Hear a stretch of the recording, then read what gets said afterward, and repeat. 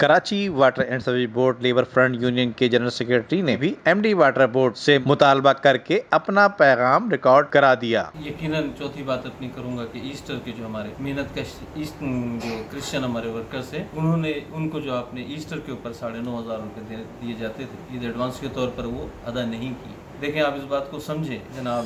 Managing director engineer Asad اللہ خان صاحب، کہ یہ ہیلتھ ورکر باہر نکلا ہے، اس نے آپ کے سیوریج کے نظام کو چلا کے رکھا ہے اور آپ نے کئی جگہوں پر جو ہے نا اس کا کریڈٹ لیا ہے۔ تو خدا را ایسا تو نہ کریں نا،